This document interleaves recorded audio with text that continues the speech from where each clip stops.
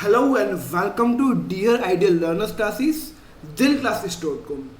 આજે જો તમે ઇંગ્લિશ વાંચતા અને લખતા આવડે છે, આ બે વસ્તુ તમારી ક્લિયર છે, તો આ કોર્સ તમને બહુ જ સારી રીતના હેલ્પફુલ થશે.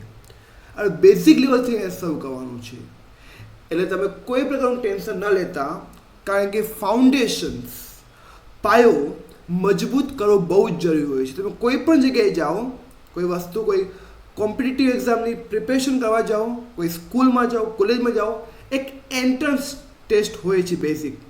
એ એન્ટ્રન્સ ટેસ્ટની તૈયારી પણ તમે આ કોર્સની અંદર કરી શકશો. બેઝિક લેવલનો કોર્સ છે અને આ કોર્સ સ્કૂલ તેમજ કોલેજના વિદ્યાર્થીઓ માટે, ગૃહિણીઓ માટે, તેમજ કોર્પોરેટ જે ઓફિસની અંદર કામ કરતા હોય એ બધા જ માટે હેલ્પફુલ થશે. આ ફર્સ્ટ 15 ડેઝનો કોર્સ છે, જેની અંદર બહુ જ ઇમ્પોર્ટન્ટ બેઝિક વસ્તુઓ, એ પછી ઇંગ્લિશ ગ્રામર હોય કે સ્પોકન ઇંગ્લિશની અંદર હોય, એ આપણે રજૂ કરવાના છીએ. અને બીજી વસ્તુ કે ઘણા બધા વિદ્યાર્થીઓને એવું થતું હોય છે, બરાબર, કે ઇંગ્લિશ ગ્રામર વગર કેટલા બધા ટીચર્સ સ્પોકન ઇંગ્લિશ શીખવાડે છે, તો દિલ ક્લાસીસમાં ઇંગ્લિશ ગ્રામરનો યુઝ કેમ કરાય છે સ્પોકન ઇંગ્લિશ શીખવા માટે? So dear ideal learners, English grammar એ સ્પોકન ઇંગ્લિશની જર્નીને ઇઝી બનાવે છે, બહુ જ ઇઝી બનાવે છે. અને દિલ ક્લાસીસમાં બે જ વસ્તુ ફોકસ કરવામાં આવે છે, ઇઝી અને ઇન્ટરેસ્ટિંગ. ઓકે, જો તમે 15 દિવસ આ કોર્સને આપી શકશો, સો આઈ ગેરંટી યુ કે તમારું જે ફાઉન્ડેશન્સ હશે, પાયો જે હશે, બેઝિક્સ હશે, એ બહુ જ ક્લિયર થઈ શકશે. બરાબર, બેઝિક લેવલ શરૂ કરીએ છીએ. Spoken English and English grammar, આ બે પાયાની મજબૂત વસ્તુઓ ફોકસ કરી છે. જ્યારે આની અંદર ઇંગ્લિશના ન્યૂ વર્ડ્સ પણ છે. સો તમે અત્યારનું ટેન્શન નથી લેવાનું, બે વસ્તુ ફોકસ કરીએ છીએ. બરાબર, સ્પોકન ઇંગ્લિશ માટે આપણે સેન્ટેન્સીસ જે બનાવીએ છીએ, એ જો તમે બનાવી શકો તો તમે ઇંગ્લિશ બોલી શકો. ઓકે, હવે સૌથી પહેલાં તમને એક બેઝિક વસ્તુ એ કહેવાની છે, આઈ. ઓકે, ફોર એક્ઝામ્પલ, હું છે એને અંગ્રેજીમાં કહેવાય છે આઈ. હું એને અંગ્રેજીમાં કહેવાશે આઈ. પછી અમે એને અંગ્રેજીમાં કહેવાય વી. બરાબર, પછી યુ.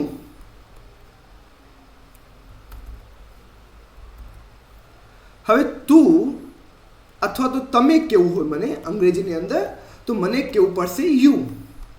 એક વચનમાં પણ યુ આવે અને બહુવચનમાં પણ યુ આવે. ઓકે, આપણે કેમ ગુજરાતીમાં કહીએ કે તું કેમ છે, તમે કેમ છો, બટ ઇન ઇંગ્લિશ તું હોય કે તમે હોય, બંને જગ્યાએ યુનો ઉપયોગ કરવામાં આવે છે. બરાબર, પછી આ હી છે.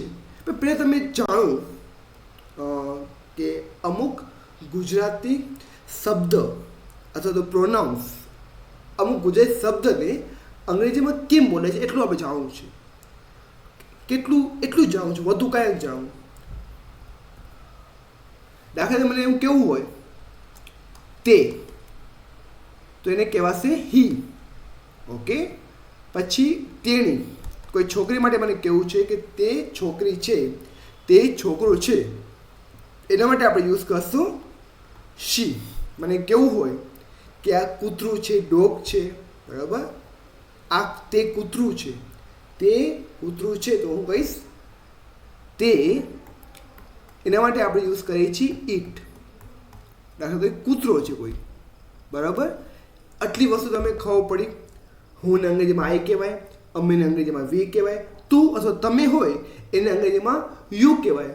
તે છોકરો છે, તો મેં કીધું તે છોકરો છે, તો તે માટે હી યુઝ થશે, તેની માટે શી યુઝ થશે. અને તે કોઈ કૂતરો કે કોઈ વસ્તુ, કોઈ નાન્યતા જાતિ હોય, એના માટે ઇટ યુઝ થશે. અને મને એવું કેવું હોય તેઓ, એના માટે યુઝ થશે દે. આટલું ક્લિયર? 1 2 3 4 5 6 7 7 Thala four reason. આટલું ક્લિયર થયું? ઓકે, હવે આપણે નેક્સ્ટ સ્ટેપ તરફ જઈએ છીએ. થોડુંક તમને હું થિયોરી કહેવાનું છું, પછી પ્રેક્ટિસ પણ આપણે કરવાની છે. Don't worry about that. હવે બીજી વસ્તુ તમને કહીશું કે વોટ ઇઝ પુરુષ. તમે સાંભળ્યું હશે ફર્સ્ટ પર્સન, એટલે કે પ્રથમ પુરુષ. તમે સાંભળ્યું હશે. તો આ શું છે? Let's gate started. First person અથવા તો પ્રથમ પુરુષ એટલે જે વ્યક્તિ બોલનાર હોય. ઓકે, ફોર એક્ઝામ્પલ અહીંયા આગળ બોલનાર કોણ છે? બોલનાર હોય એને કહેવાય ફર્સ્ટ પર્સન. એને બોલનાર કોણ છે? હું છું, આઈ. ને ગુજરાતીમાં કહેવાશે હું. બરાબર? First person. ઓકે, હવે બીજું પર્સન મને કેવું હોય? સેકન્ડ પર્સન, એટલે કે બીજું પુરુષ. જે સાંભળનાર હોય. તમે સાંભળો છો, તમે સાંભળો છો મને, તો તમે કોણ છો? સાંભળનાર છો. અને એટ ધ સેમ ટાઈમ એ જ સમય તમે સાંભળનાર છો અને બીજો પુરુષ છો. બીજો પુરુષ. અમુક વસ્તુ ન સમજાય, ડોન્ટ વરી. હું જેટલું તમને કહું એટલું તમે તમારા માઇન્ડમાં ઉતારવાનો પ્રયત્ન કરજો.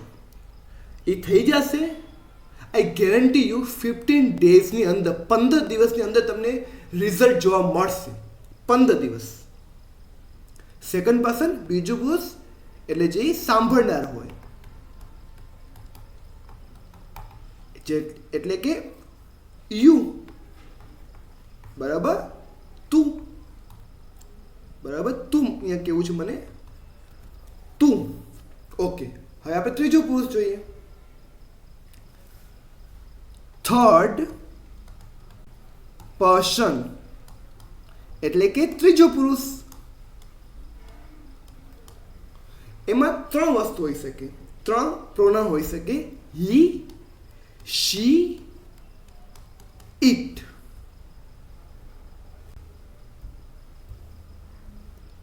હી, શી અને ઇટ. એને કહેવાશે તે. તે અથવા તેણી અથવા તો તે. આ પુરુષ માટે યુઝ થાય, હી પુરુષ. આ શી છે એ મહિલા અથવા ગર્લ માટે યુઝ થાય, અને પુરુષ પણ બોય માટે પણ યુઝ થાય છે. અને ઇટ કોઈ વસ્તુ હોય, કોઈ નોન લિવિંગ થિંગ હોય, અથવા તો કોઈ એનિમલ, બર્ડ, ઇન્સેક્ટ હોય, એના માટે પણ ઇટ યુઝ થાય છે. ઓકે, તમે ખાલી અંગ્રેજી ગુજરાતી યાદ રાખો.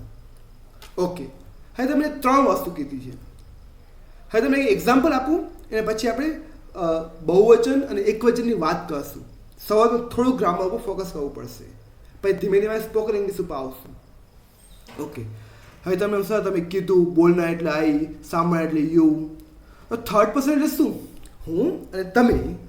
કોઈ ત્રીજા વ્યક્તિની વાત કરતા આવીએ આપણે, કે વિરાટ કોહલીએ આટલા સિક્સર માર્યા. બરાબર? બીજા એક ક્રિકેટરે આટલા સિક્સર માર્યા, કે આ હિરોઈને આલી કામ ચાલુ કર્યું, અથવા તો કાલિદાસે આ ગ્રંથ લખ્યો છે. બરાબર? નરસિંહ મહેતાએ દોહા લખ્યા છે. તમે નરસિંહ મહેતા બોલ્યા.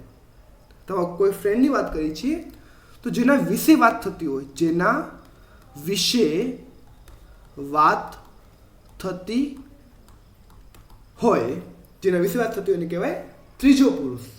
ઓકે, આટલું સમજમાં આવી ગયું? હવે આપણે એક એક્ઝામ્પલ લઈએ.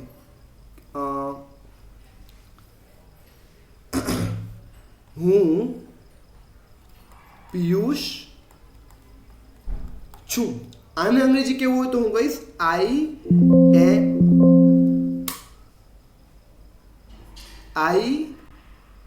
એમ પિયુષ.